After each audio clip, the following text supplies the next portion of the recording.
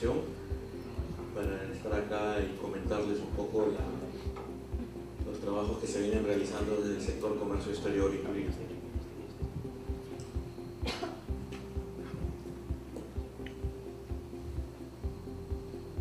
Bueno, este cuadro ya lo había mostrado Juan, pero básicamente lo que yo quisiera resaltar es que después de haber tenido una tendencia bastante importante en el que el Perú prácticamente en los últimos 20 años cuadruplicó sus exportaciones, tuvimos, como todos, una caída, y sin embargo a partir de agosto del año pasado, del 2016, ha empezado nuevamente a crecer, y en el último año, en lo que va de este año, en el periodo de enero-junio, las exportaciones en el Perú han estado creciendo en el orden de casi el 28%. Entonces esto nos da, digamos, una buena señal de la recuperación de la economía, y eso es importante. Lo segundo también es que actualmente el Perú cuenta con 19 acuerdos comerciales, ¿no? Donde prácticamente están coberturados, no se ve bien, se ha desconfigurado ahí un poco la presentación, pero están coberturados 90% de las, ¿no? Entonces hoy día 90% de las exportaciones peruanas gozan de alguna preferencia arancelaria. Entonces esto es importante, y para el año 2025 lo que queremos es tener 27 acuerdos comerciales cerrados. Ahora, si bien es cierto que el Perú ha sido, digamos, bastante agresivo en materia de acuerdos comerciales, la verdad es que ya tampoco queda mucho más que negociar. Entonces, y bueno, el promedio arancelario en este momento es de 2.2, ¿no? Entonces, prácticamente la economía peruana es una economía bastante abierta. Entonces, sin embargo, hay algunos retos que son importantes mencionar. El primero de ellos es que, obviamente, más o menos la composición de las exportaciones no tradicionales con las tradicionales están en el rango del 70% para las tradicionales, donde exportamos productos mineros, y las no tradicionales, el principal sector de exportación no tradicional son las frutas y hortalizas, ¿no? Esos son algunos de los productos, y lo interesante son las barras rojas, donde se muestran los crecimientos que ha venido teniendo. Ahora, si uno ve este cuadro, y este cuadro no es fuente del gobierno peruano, sino de la asociación que agrupa a los exportadores de hortalizas y frutas frescas, la estimación que tienen ellos es que para el año 2021 prácticamente van a duplicar las exportaciones. Entonces acá ya viene una primera reflexión, ¿no? Esta presión que va a haber para exportar, duplicar, obviamente va a generar una presión sobre las infraestructuras, sobre todo sobre los puertos y sobre todo sobre la capacidad de refrigeración que tienen los puertos, aeropuertos, etc. Entonces, desde el sector comercio estamos haciendo un seguimiento de cómo están las dinámicas de los principales productos, y obviamente el sector agrícola nos preocupa bastante, de buena manera obviamente, ¿no? Porque estamos creciendo bastante, ¿no? Lo que nos preocupa es que obviamente la infraestructura no esté a la par de este crecimiento. Y hay una realidad, ¿no? 72% de nuestras exportaciones utilizan la vía marítima, ¿no? 23% la vía aérea y el 3% la vía terrestre, ¿no? En el caso, y de ese porcentaje, el 49% utiliza el puerto del Callao.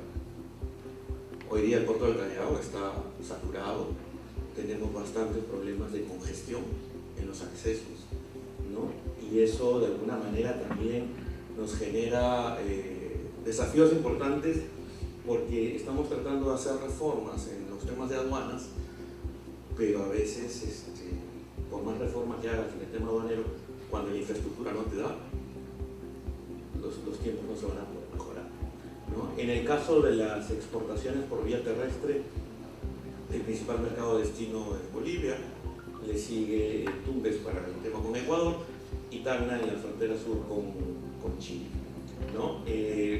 Ahora, nosotros, al igual que ustedes, siempre escuchábamos las famosas cifras del 32%, del costo logístico para Perú, después hablaban del 29%. Entonces, conjuntamente con el Ministerio de Transportes y con el Banco Mundial, nosotros elaboramos una metodología de medición de costo logístico, ¿no? Procedimos a medir 5 productos de exportación: el café, la quinoa, ¿no? La cebolla, la uva y el cacao. No tanto por el potencial de estos productos, sino más bien por el nivel de cobertura geográfica que tenían. Por ejemplo, me explico.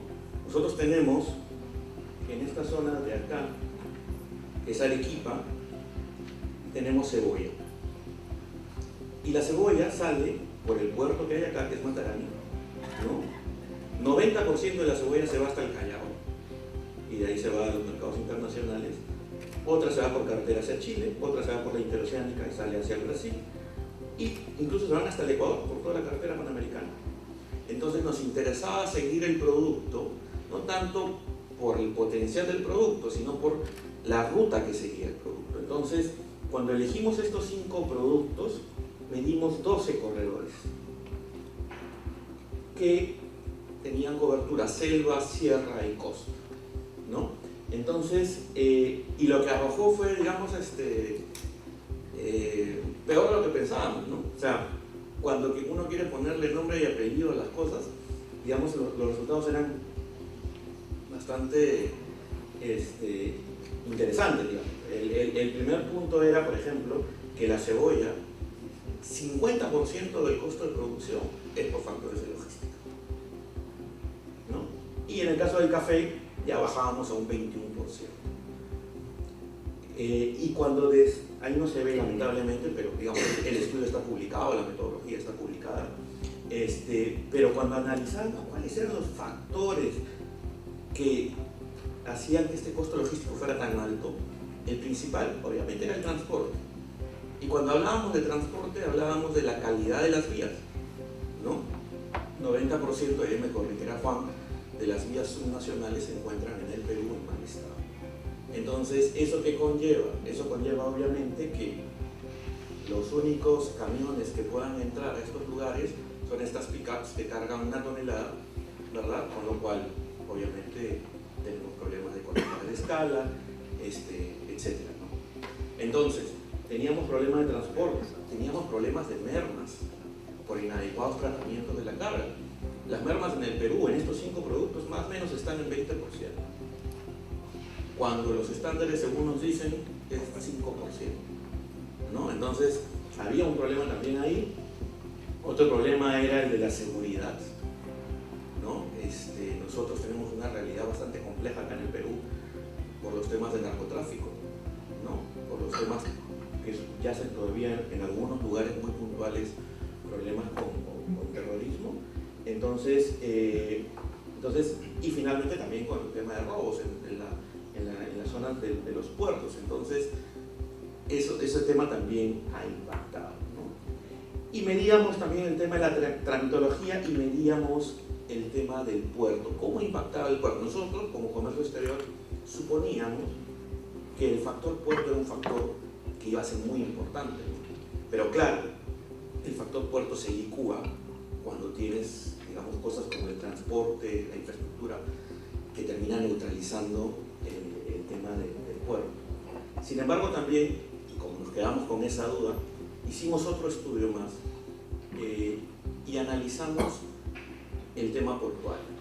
Acá en el Perú hay una queja constante de los exportadores o importadores en el sentido que señalan de que se les está cobrando por costos inexistentes. Es más, se habla del famoso modelo peruano que está siendo replicado en otros países de la región en cuanto a que te cobran por un servicio y te ponen varios conceptos, ¿no? Entonces al final no te prestan el servicio, o digamos, servicios que se le prestan a la naviera son cobrados al exportador o al importador, cuando no deberían pagarlos ellos, ¿no? O sea, lo pagarían indirectamente a través del flete, pero no de manera directa. Entonces, si nosotros juntamos esos dos estudios, las conclusiones eran Hay una falta de transparencia de las tarifas que cobran los operadores marítimos. Creo que eso es una realidad de todos, ¿no? ¿Verdad?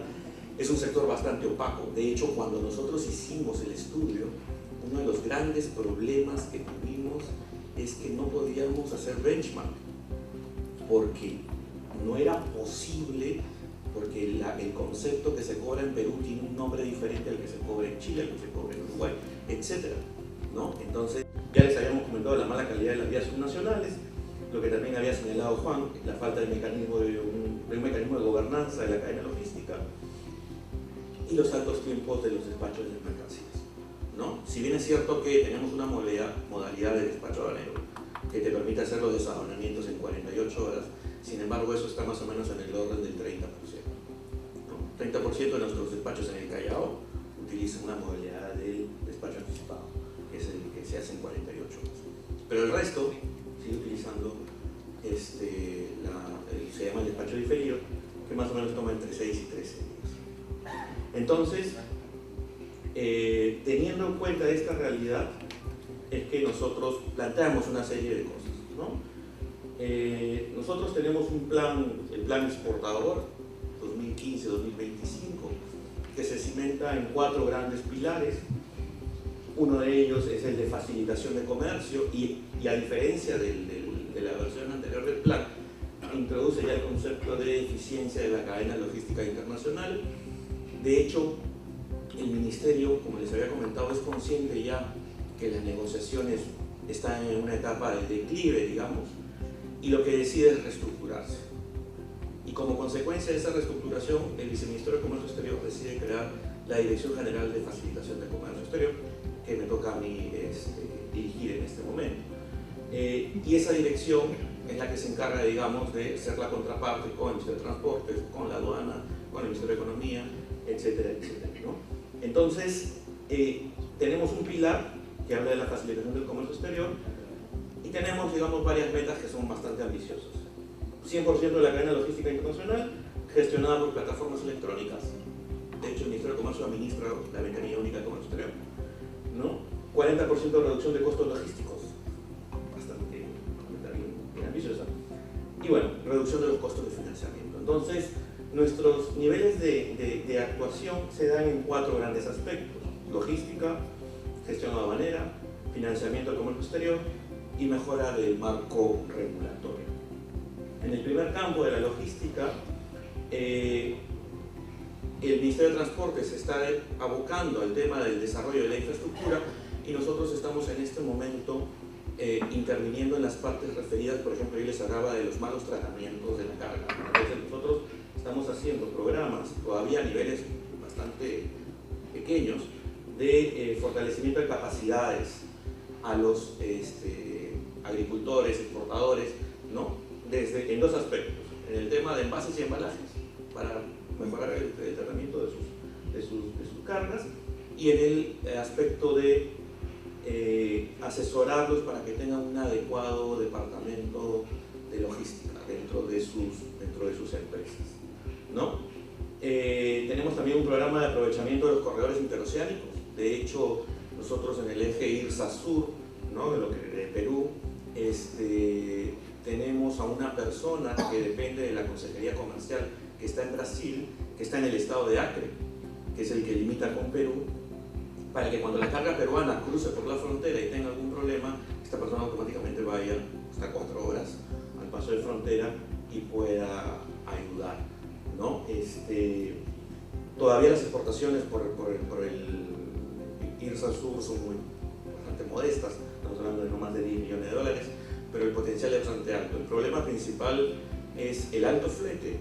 Hoy día tenemos que pagar aproximadamente $7.000 para sacar carga de Arequipa. A ver si me regreso y les enseño. Aquí está. Si nosotros queremos enviar carga de esta zona de acá hasta Río Blanco, que está por acá, tenemos que pagar $7.000, ¿no?, por el falso flete. Y sin embargo la carga está aguantando ese flete. Entonces, pero obviamente eso genera que los camiones peruanos regresen vacíos y los camiones brasileños también regresen vacíos, ¿no? Entonces tenemos que ver ahí cómo hacemos para sincronizar estos embarques. Entonces, también estamos viendo el tema de desarrollo de sistemas de información. De hecho, en el proyecto de ley que comentaba Juan, uno de los aspectos es que a través de la ventanilla única se implemente un portal de información de tarifas, por el tema que les había comentado yo de la poca transparencia. Nosotros queremos que todos los operadores de comercio exterior pongan sus tarifas en un portal, ¿no? Para generar un poco más de transparencia. Mejora de la seguridad de la cadena logística. De hecho, ahí estamos apuntando con la aduana a ver todo el tema de estos precintos electrónicos o precintos con tecnología RFID, ¿no? Se está trabajando en esos temas. De hecho, tiene que ver con seguridad y con sistema de información. Hicimos un piloto que para el tema de trazabilidad de carga con exportación de espárrago hacia Hong Kong, ¿verdad? Perdón, Estados Unidos. Entonces, bastante interesante porque la implementación de tecnologías RFID trajo como consecuencia reducciones de costos del orden del 20%, si no me equivoco, ¿no? Que tendría que ver con un fomento de los mecanismos de trazabilidad para la cadena logística. Después, en los temas de aduana, bastante rápido, el principal reto que tenemos es la implementación del acuerdo de facilitación de comercio, ¿no? Estamos pasando por un proceso de remodelamiento del sistema aduanero, ¿no? Y estamos tratando de que las inspecciones físicas en la medida de lo posible sean coordinadas, ¿no? O sea, hoy día todavía persiste que te puedan abrir el contenedor 2 veces cuando te toca un canal rojo en la aduana. Entonces hemos ideado un mecanismo en la ventanilla única para que se pueda hacer esta coordinación. Lamentablemente no estamos teniendo el nivel de éxito que queremos, pero básicamente explicado por un poco de que los oficiales de aduana y de la sanidad se resisten, digamos, a cambiar de hábitos, ¿no? Entonces eso es un tema que ya lo conocemos, toma tiempo hasta que la gente se adecue, ¿no? Entonces, y el establecimiento del comité de facilitación que ya está próximo a aprobarse. Después el tema de la ventanilla única, estamos interoperando con los países de la Alianza del Pacífico el certificado fitosanitario. Próximamente, ahora en diciembre, deberíamos interoperar el certificado de origen, ¿no? Y vamos a empezar a intercambiar también nuestra imagen de documentos. En la ventanilla única del Perú tiene también lo que se conoce en otros lugares como la ventanilla portuaria o el componente portuario. Entonces hemos incorporado también más procedimientos y uno de los grandes temas pendientes en Perú, por lo menos, era que la ventanilla única pudiera interoperar con el sistema aduanero.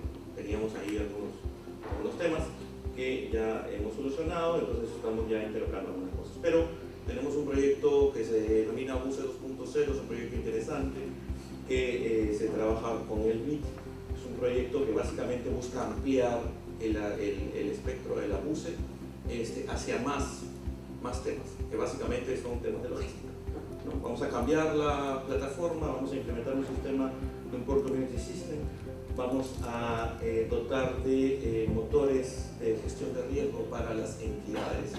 Hoy día, por ejemplo, por citar un caso, ¿no? Cuando llega un barco al Perú, todas las autoridades quieren subir al barco.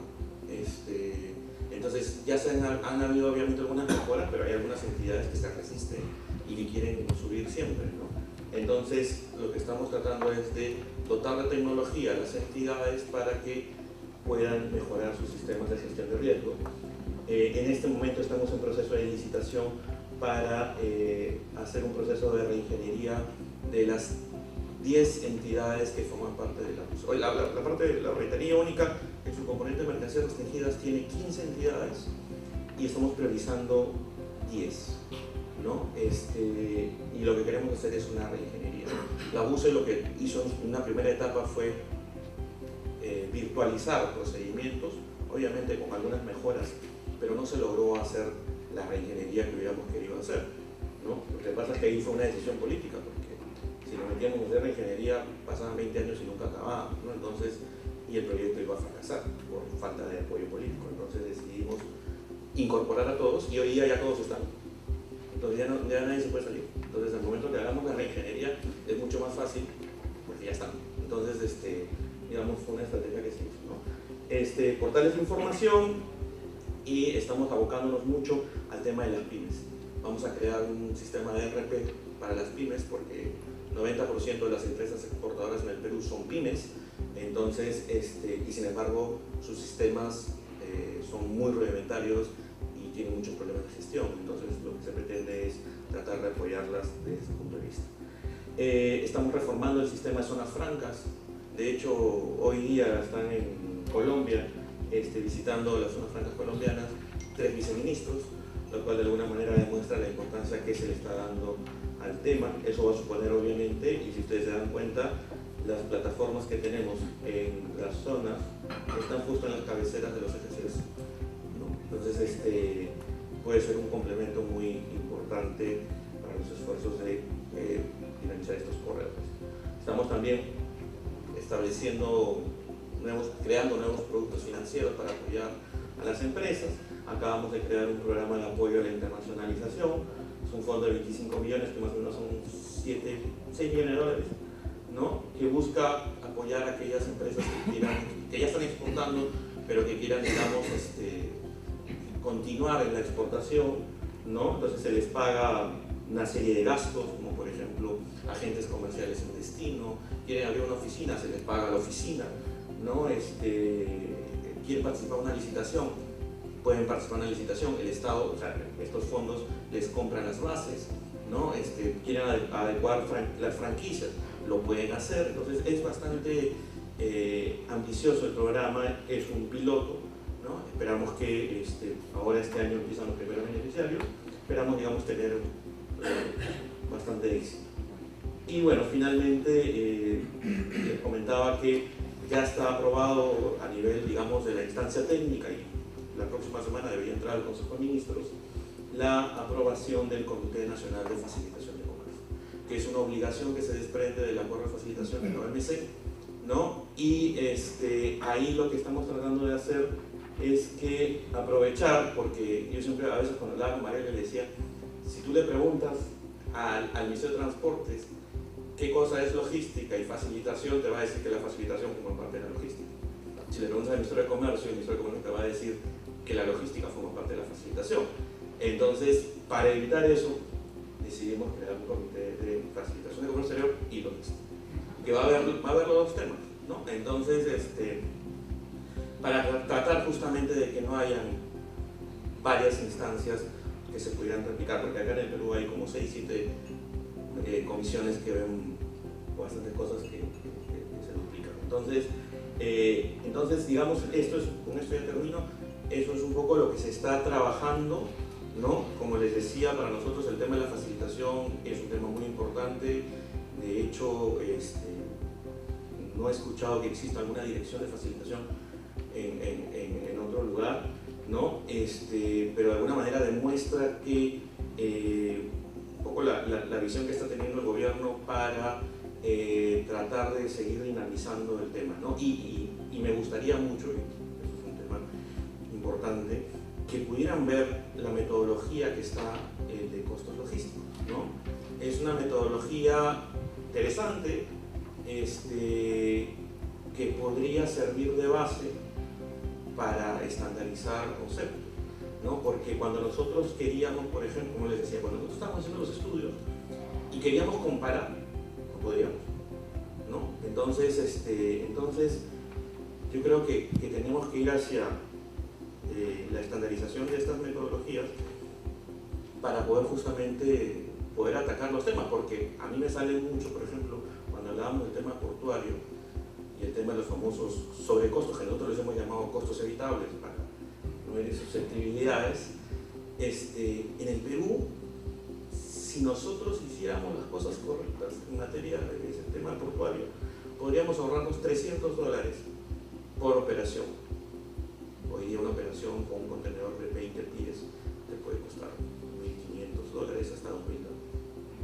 $300 son costos evitables, costos que se le están cobrando a los exportadores e importadores por servicios que ellos no han pedido.